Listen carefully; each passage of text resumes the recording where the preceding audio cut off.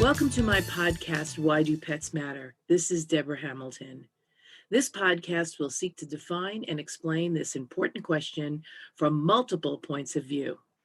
We will interview owners, breeders, caregivers, defenders, advocates, champions, and educators. The mission of my podcast is to seek and foster collaborative conversations where every point of view feels heard, acknowledged, and appreciated. I look forward to you joining me on this journey toward a better understanding of each other. It is possible to have an impossible conversation. It starts with listening for common ground first. I am so glad you're here listening in with me. Now let's see what my next guest has to say. Hi, it's Debra Hamilton of Why Do Pets Matter? I'm the host, and today we're here with Yvonne DiVita, a very dear friend of mine, long time, also a serial entrepreneur, which I love.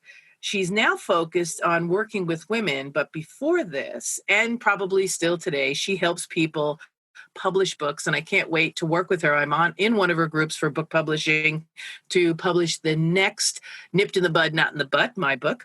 She's an incredible influencer. It's where I met her as she was the head of BlogPaws, which was this incredible group that worked to facilitate people writing blogs about pets and beyond. I mean, the information you got there was incredible.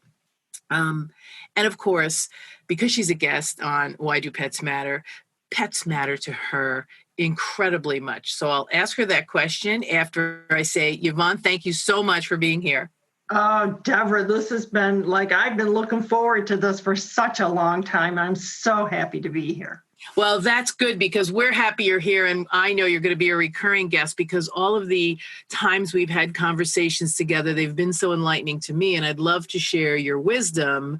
Not that she's old, audience, she's very young, and she has two beautiful daughters who are also incredibly brilliant, and I hope to have at least one of them on in the future, but she is just a fountain of information that everyone will want to hear. Why Pets Matter to Yvonne DiVita? Here's the answer. Because my dog, back when I was 12 years old, kind of saved my life. And it was a desire, a deep, I had to have a dog. I must have, every single day, when can I get a dog, to my mom and dad. And they finally relented when I was 12. And I got the dog, and that dog was with me all through high school, junior high and high school. And that dog was my best friend. I didn't go anywhere in the neighborhood without the dog. People knew if I was coming to their house, had the dog. And it just grew from there, Debra, because the dog was my lifeline. Yeah. So maybe the first beginnings of what we now call emotional support animals. Yes, because going through teenage. Well, I had a rough life, okay? Things were not happy. It wasn't this happy household. And, without the dog, not sure what would have happened, but that dog was my lifeline, literally. And cats, we wanted a cat. My mother didn't like cats. Later on in life, she got a cat, which was interesting. You know how that happens? Yep.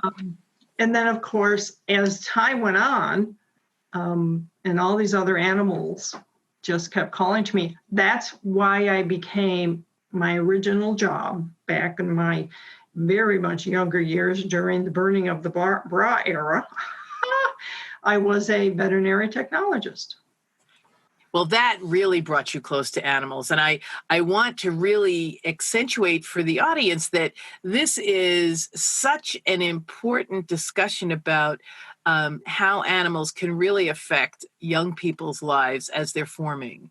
Yes. Because you have no idea how much I talked to Kelly, my German Schnauzer, who I got when I was 5. And we were talking about her the other day. But like your dog, she really got me through middle school and high school. Mm-hmm, mm-hmm. I think that children find that bond with the animal because the animal doesn't have an expectation. The animal doesn't think you have to wear something pretty or take a shower or whatever. All that animal wants is to be wherever you are. Yeah. With you. They want to be where you are, and they want to hear what you have to say. Yeah. And Always. And you know, today, especially when I was at BlogPaws, and BlogPaws was a family business. So my husband and my daughter were both at BlogPaws. My other daughter and my son were not, but they supported everything. They're very pet people also. But you know, we met so many of the pet bloggers who these were support animals for them. It wasn't that they went out into senior homes or children's schools or whatever with them. The support animal was for them in their house because they were emotionally needy in some way, shape, or form. And that's, you know, that's not to say it's a bad thing, because it's not. We're all emotionally needy at some point and in some way. And animals can save your life. They absolutely can. I always say to people, if your dog isn't an emotional support animal, maybe you should reconsider having it. Yes. At night, so my dog Emily we used to have 3 dogs and a cat. We're down to 1 dog. And so Emily is our baby. Right. You know, I'm not ashamed to say that. I say it all the time. She's my baby. I call her baby. As soon as I say the word, she perks up and wants to know what you're talking about me. And so at night, in the last few months, and maybe it's since, all right, we're going through this COVID thing. We're all home. My daughter, her husband, their 2 kids and 3 cats have moved in. And they moved in because they're selling their house. And this was in February. And then suddenly nobody could leave. Pre-COVID, and then they were there for sure. Yep. And then the house is ready to sell, but they can't sell it. So I don't know if it's because of the change. She wants to be friends with these 3 cats, and the cats just give her the cold shoulder. But since then, what she's been doing lately is, so at 10 o'clock or between 10 and 11 at night, my husband Tom will let her out and give her nighttime little snack, and she usually goes right to her bed. She has her own room, which is right across from us, and she sleeps on a futon. So she has a nice bed, trust me. But lately, he'll do that, give her treats, and then she comes barging into the room and sits there and looks at me. And I'm like, in the beginning, what do you want? What do you want? Okay, here, let me go tuck you in. Maybe you just need a little extra loving. So I've been going every night now. She gets up on the bed and I give her some rubs and some pets and I talk to her and she's fine. So we developed this new little thing where I have to put Emily to bed. Well, you know, you mentioned COVID and we're all navigating this new normal, right? Mm-hmm. And people think that, oh, the dogs are so happy with everyone being together. And her life was a little turned upside down by your daughter and her husband and her kids, mm-hmm. which probably are okay. The 3 cats, maybe not so much.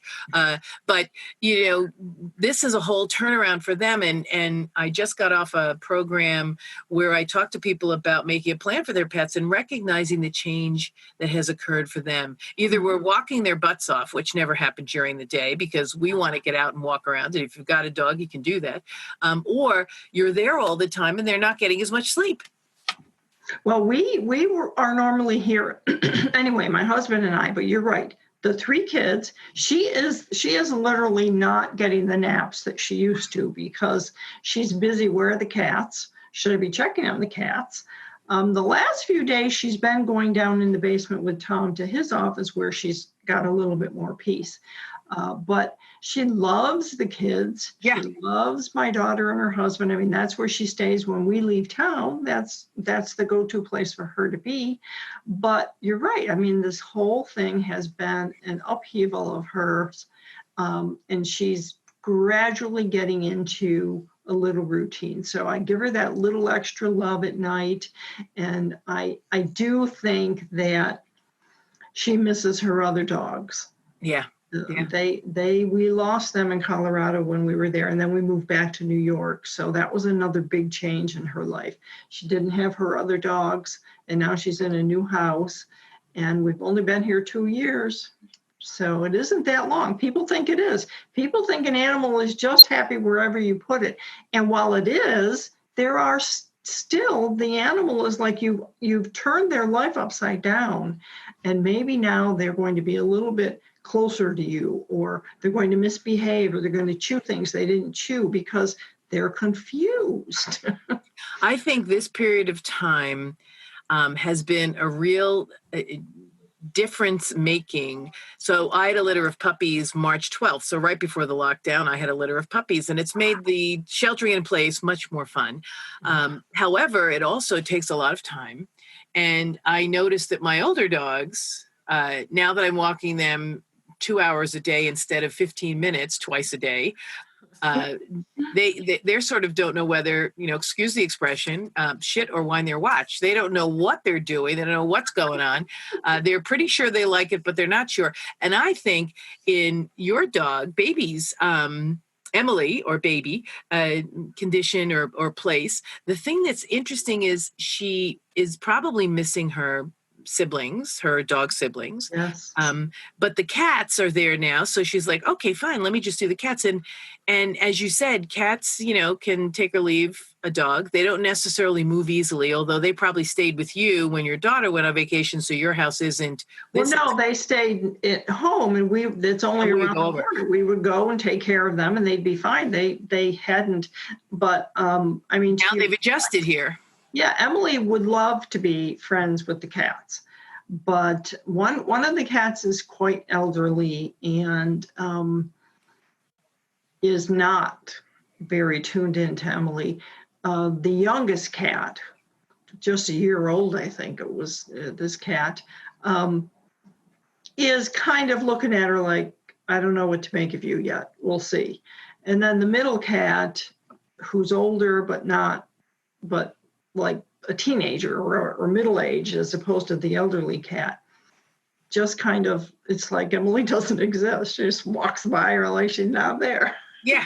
And they know Emily because Emily went and visited them when you went away, but they were like, well, you're in my house and we have to tolerate you for a few days. Now they're not in their house and they're with that dog that kept coming to visit. Yes. It's amazing. The way in which animals perceive things, and we have only begun to scratch the surface. Yes. You're a vet tech, and I'm sure in that position at the beginning of time when we were all burning our bras and marching and, the Equal Rights Amendment's coming around. So what's old is new. So here you go. What did you think was the single most important thing you provided to pets that mattered to you and to the client? Back when I was a vet tech? Yeah. To me, they were not property. Too many people, especially back then, they were property. And so to me, they were not. They were sentient thinking beings. They had feelings, they had emotions, they hurt when you stuck them with a needle. And so I always treated them and their owners, we say pet parents now, back then we would say owners, with the idea that these animals are more than just a piece of property. Right. They're living, breathing. And we know that most of the pet owners treated the pets that way as well. Many did. And the animals were, or dogs especially like hunting dogs and beagles and whatnot. And even today, they're kept outdoors. And I'm not going to say that's bad. I don't want anyone to think. I know that today, many of them are well taken care of and they're kept outdoors for a reason, but they're still well taken care of and given attention. But we have learned that just because you have a husky dog doesn't mean you can chain it to the dog house in 10 degree below blizzardy weather. No, you need to bring that dog inside. It is. It's interesting, especially unless, I guess you're training for the Iditarod, and then that's a whole different set of, Well, then you have a whole group of dogs to keep each other warm. Right. And yeah, exactly. They have a PS, they have a whole group of dogs to keep each other warm, and it's part of their training regimen. Yeah. So they gradually get to that point. They're not just, seasonal. And it's interesting because there are the people who want to have purpose-bred dogs doing their purpose. And there are people who want dogs to, just be companions and pets and be part of the family. And what I love to do by this podcast and going further is to bring those divergent points of view together so that you can both understand that these dogs actually are thriving. They may not be thriving. They may not be able to pull a sled because they're living in your house and eating way too much and not walking enough. Or they're nice and slim and trim and muscular, but they're not living in your house. And they're happy about that because I remember I took a dog from someone who kept it in a kennel, and she was dying of cancer. And when I took the dog, I tried to matriculate her into my house, and she hated it. She hated it. My kids ran around too much, and I had to listen to her. I had to listen to what she was telling me. And so I had a beautiful, kennel down the basement that no one ever slept in. Everybody always slept in my bedroom, but I had it there because I was afraid of fire. So I always put everybody down there when I left so the firemen would know how to get them out. Because please let my house burn. I just want you to get my dogs out of the kennel. So they all went down there. And she loved it down there. And every time I asked her to come upstairs, she'd look at me as much as to say, "Are you kidding me?" I have food down here. I have water down here. I have the comfiest bed known to man down here, and I can go in and out as I please. Why would I leave? Just so that you could pet me? It's not that big a deal for me. And you know that from being with BlogPaws, which is the next thing I want to touch upon. You know that there are so many ways that people perceive animals. And sometimes it's better to let the animals tell you what they want. Right. You have to be open. And that's exactly what's happening with the cats. So the cats we have a house where it's a ranch with another level on top.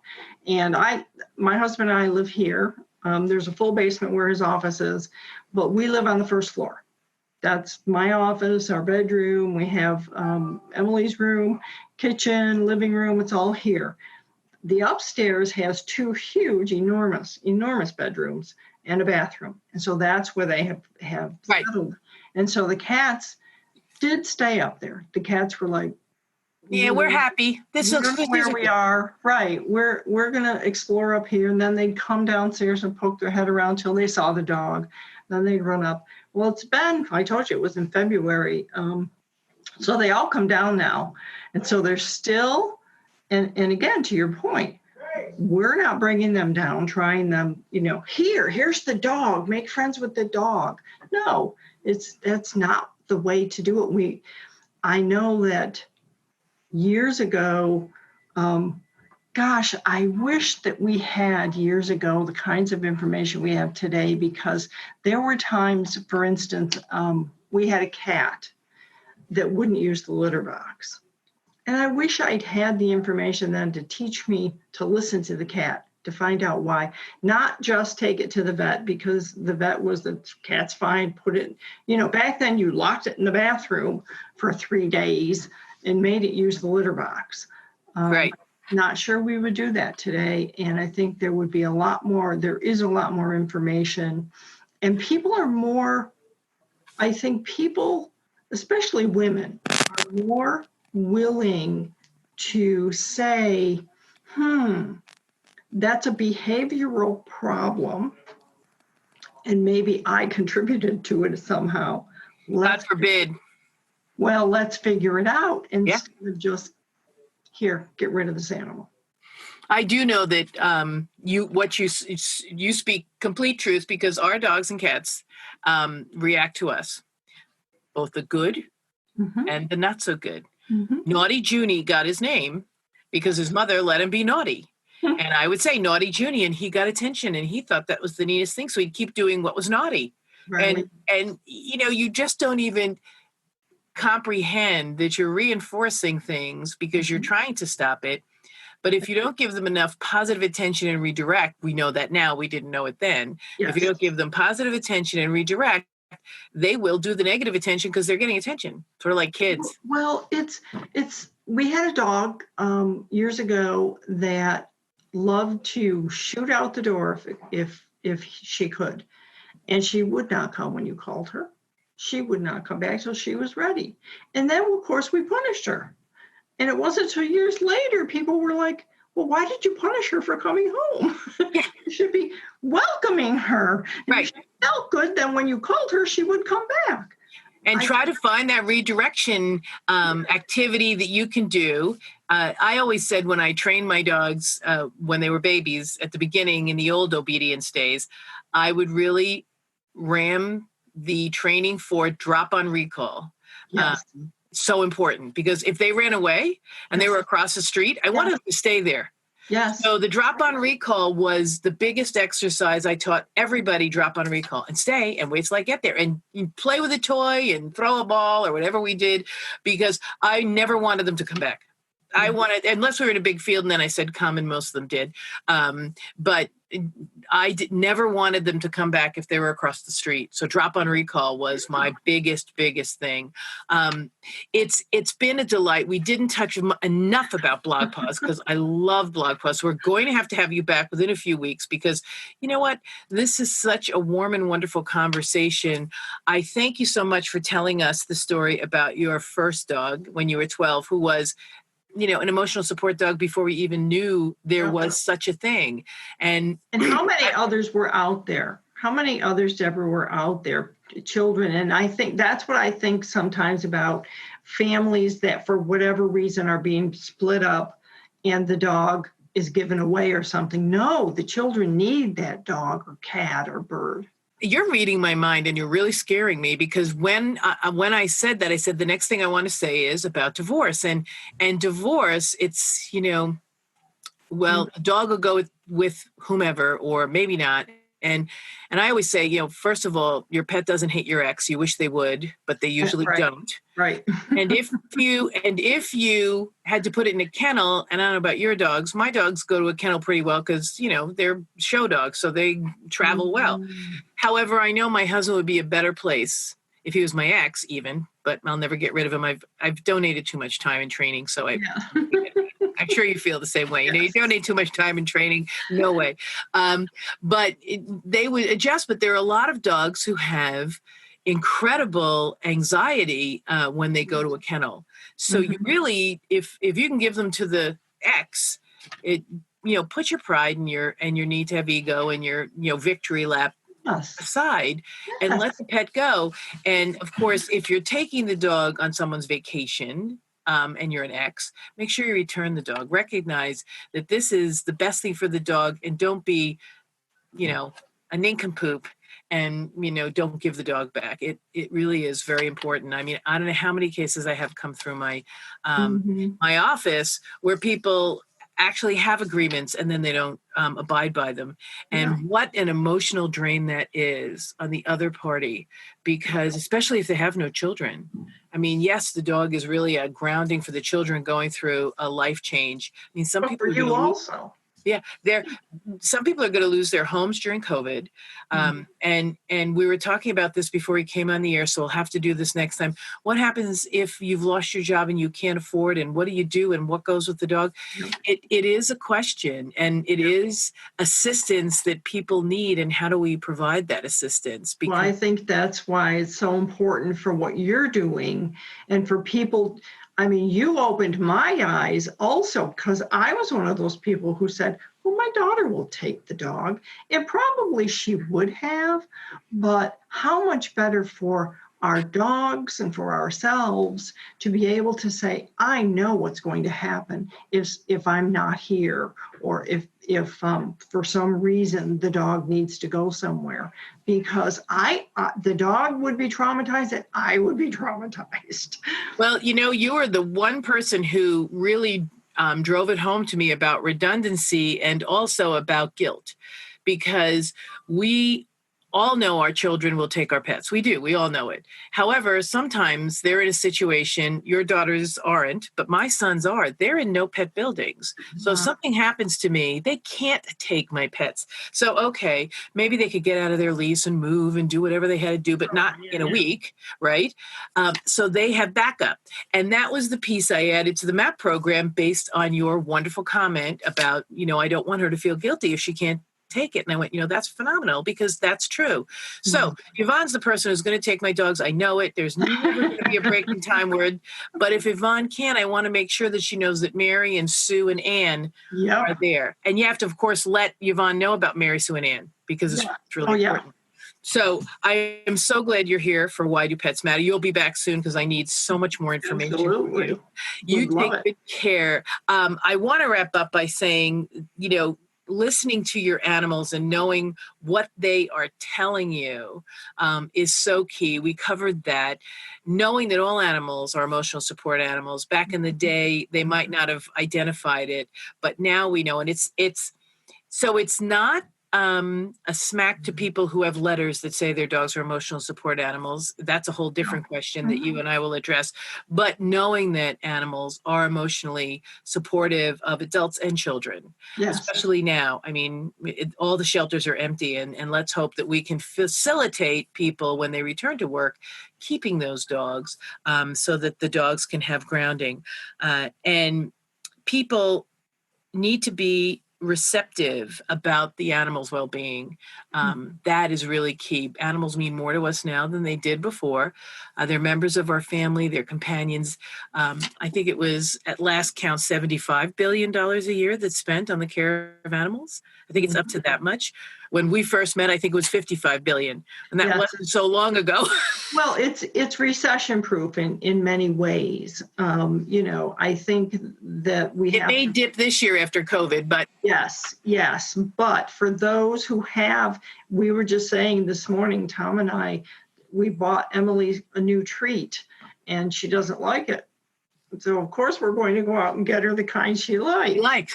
And the new treat will go to my sister's house or something, but I'm not going to deprive her of having her treat. Especially during COVID, we're all suffering. And, I don't know about you, but I'm buying myself treats and it's not really doing great things for my waistline. But that's a whole nother conversation as well. A whole other story. Yvonne DiVita, serial entrepreneur, women coach, and book publisher. I am so grateful you've been on. Thank you so much for being on Why Do Pets Matter? This is Debra Hamilton, host of Why Do Pets Matter? I'm so glad all my listeners are here as well. And please join me next time for another episode of Why Do Pets Matter? Take care. You've been listening to the podcast, Why Do Pets Matter? This is Debra Hamilton. Do you have a great idea or guest or topic that you'd like me to cover? Write me at hamiltonlawandmediation.com or email me at whydopetsmatterpodcast@gmail.com. Until next week, our pets do matter. Thank you for being here with me.